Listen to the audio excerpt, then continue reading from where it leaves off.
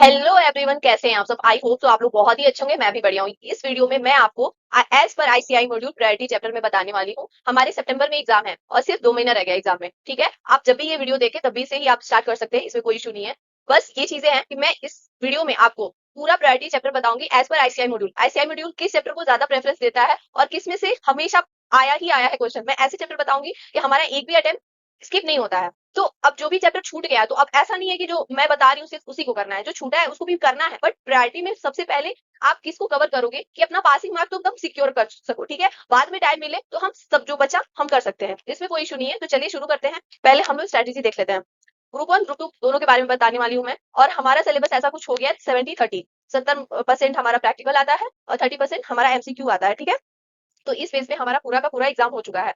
Advance accounting, corporate and other law, taxation में DT and IDT है जो कि 50-50% का है। और ग्रुप 2 में cost and management account, auditing है, ऑडिटिंग एंड एथिक्स और एफएमएसएम आपका 6 जो भी चैप्टर है, 6 चैप्टर बोल रही हूँ, 6 आपका सब्जेक्ट है। हमारे 6 सब्जेक्ट हो गए हैं, पहले से 2 रिड्यूस हो चुके हैं, आपको पता ही होगा। अब चलते हैं प्रायोरिटी चैप्टर पे, एक एक करके बहुत अच्छे से बात करेंगे। एक चीज मैं आपको बता दूं, सबसे पहला चीज क्या बोल रही हूँ मैं कि एडवांस अकाउंटिंग का ये जो मॉड्यूल 3 चैप्टर 1 से चैप्टर 15 तक पहले तो इसको कंप्लीट कर लेना है, क्योंकि ज्यादातर इसी में से क्वेश्चन आता है। और कॉन्सेप्ट पे ज्यादा ध्यान देना है। कॉन्सेप्ट के साथ साथ आपको खुद से एमसीक्यू बनाने हैं कि अच्छा ये कॉन्सेप्ट पढ़ रहे हैं, अब इसमें से क्या एमसीक्यू आ सकता है। तो वैसे थोड़ा सा कॉन्सेप्चुअली आपको ज्यादा फोकस करना है। और प्रैक्टिकली तो ऑब्वियसली है कि करना ही है, क्योंकि हमारा जो 30% का एमसीक्यू है ना, केस बेस्ड सिनेरियो आता है। अब उसमें से हमको कॉन्सेप्ट पता नहीं रहेगा तो हम उसको सॉल्व नहीं कर सकते, वो चीजें हैं।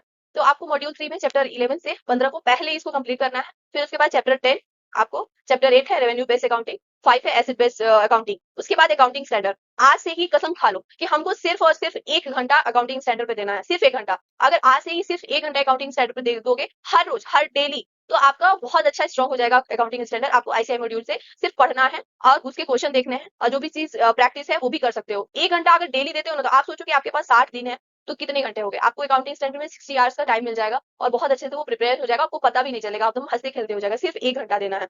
फिर चलते हैं ग्रुप 1 के पेपर नंबर 2 पे, कॉर्पोरेट एंड अदर लॉ।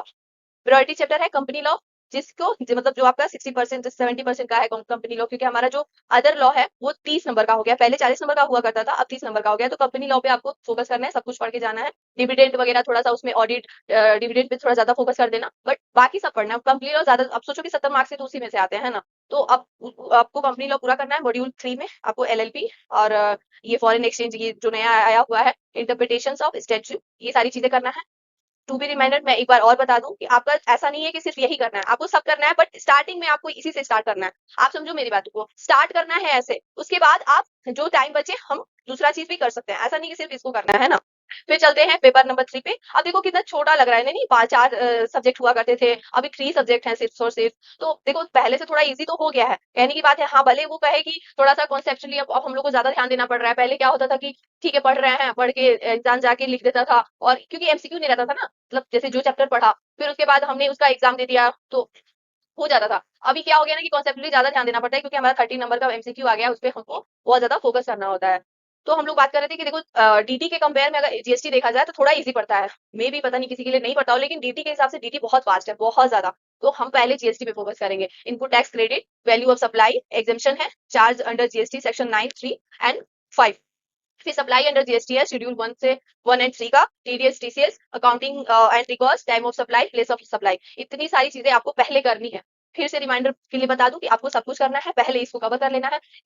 अगर सुनो, एक चीज और मैं ऐड करना चाहूंगी कि जितना मैं बता रही हूँ उतना अगर बहुत अच्छे से कर लिया, देखो पास तो पक्का हो जाओगे, कोई दिक्कत नहीं हुआ। लेकिन इतना आपको अच्छे से करना, अच्छे से करने का मतलब टेस्ट देना, बार बार उसको रिवीजन करना, प्रैक्टिस करना, एमसीक्यू भी साथ साथ भी करते रहना। अपने आईसीआई मॉड्यूल में जितना एमसीक्यू दिया है सब कर लो, आरटीबी में जितना दिया है सब कर लो, पास ईयर क्वेश्चन पेपर सॉल्व करो। ये सब चीजें अगर कर लेते हो ना, तो ऐसा नहीं है कि इससे भी नहीं पास हो, तो पास एकदम 100% हो जाए। जो भी चीजें मैं बता रही हूँ 60% एवो वाली चीजें बता रही हूँ, आपका 60% आ जाएगा इसमें। अगर मान के चलो 60% का मैं सिलेबस बता रही हूँ आपको, कुछ ना कुछ 50% तो आ ही जाएगा, अगर बहुत अच्छे से करते हो। थोड़ा काटापीटी होता है, बट फिर भी मैं ये चीज बोलूंगी कि आपको सब कुछ करने की कोशिश करना है कि ये सारी चीजें हो जाता है। तो हम लोग टाइम बचे तो वो भी कर ले, क्योंकि एग्जाम से फिर हम लोग टाइम नहीं देखते, 12 घंटा 14 घंटा पढ़ते रहते हैं, तो उसमें हो जाता है, ऐसा कुछ दिक्कत नहीं है कि नहीं होता है। फिर डायरेक्ट टैक्स का चीजें हैं।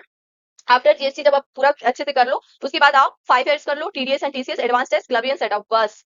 मैं तो डायरेक्ट टैक्स में ये नहीं बोलूंगी कि और कुछ कर लो, बस ये कर लो, जीएसटी में वो कर लो, आपका एनफ है। ये टैक्सेशन में अलग से कुछ करने का जरूरत नहीं है, सिर्फ ये कर लो, आईसीआई मॉड्यूल का सब कुछ कर लो बढ़िया से।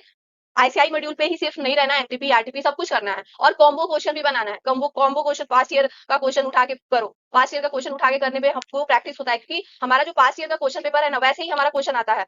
हम लोग क्या होता है, सिंपल सिंपल सा क्वेश्चन करके जाते हैं, और क्या होता है कि वैसा क्वेश्चन आता नहीं है, कॉम्बो आता है, जैसे हमारे एग्जाम में आता है। तो पास्ट ईयर जो पेपर हमारे आए रहते हैं प्रीवियस ईयर का, तो उसको आप सॉल्व करो। एमटीपी आरटीपी तो ठीक है, वो भी अलग बात है, लेकिन पास्ट ईयर ज्यादा फोकस करना है, पास्ट ईयर क्वेश्चन पे। ठीक है, इतनी सारी चीजें हो गई। अब हम लोग शिफ्ट होते हैं ग्रुप 2 पे, paper number 4, cost and management account. इतना सारा जो material, labour, overhead, ABC and standard costing, marginal costing, budget, ये सारे आपके 60-70 नंबर मतलब मार्क्स आ सकते हैं इसमें से। अगर आपको टाइम बचता है तो ज्वाइंट सर्विस कॉस्टिंग, ये सारी चीजें आप कर सकते हो, बट इसको प्रायोरिटी में रखो, पहले इसको कवर कर लो। इतना मतलब बढ़िया से ये 60% एवब आएगा, अगर बढ़िया से कर लिए तो। एक नंबर भी मतलब नंबर कटने का चांस नहीं रहा तो।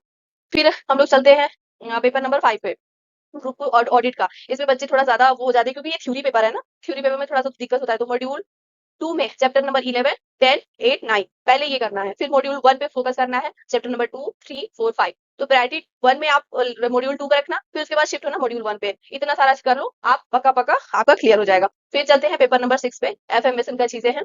50 नंबर का एफएम, 50 नंबर का एसएम आता है। आप जिसमें से ratio analysis, cost of capital, dividend decision, capital structure, ये इन्वेस्टमेंट डिसीजन, वर्किंग कैपिटल, ये सारी चीजें अगर आप कर लेते हो तो बहुत आपके लिए अच्छा रहेगा। फिर हम लोग चलते हैं केस स्ट्रेटेजिक मैनेजमेंट का। SM focus on first 3 chapter.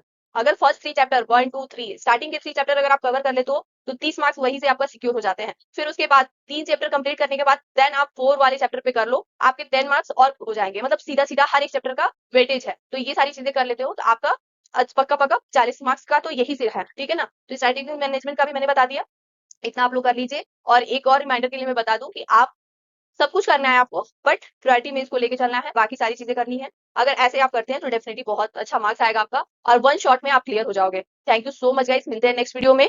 Thank you, bye bye, take care.